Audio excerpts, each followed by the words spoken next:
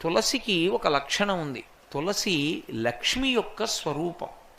తులసి ఈ భూమి మీద పుట్టినటువంటిది మొట్టమొదట ఎక్కడి నుంచి పుట్టింది అంటే బీజము నుంచి వచ్చింది కాదు తులసి చెట్టు. తులసి చెట్టు గింజల్లోంచి రాలేదు.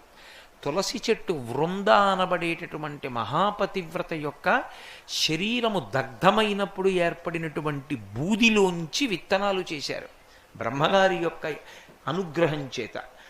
ఆ విత్తనములను చల్లితే అందులోంచి తులసి పుట్టింది.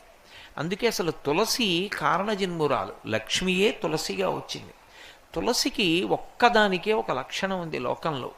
తులసి సమస్త పాపములను హరిస్తుంది. ఎందుచేత హరిస్తుంది అంటే దాని గురించి పురాణంలో ఒక మాట ఉంది.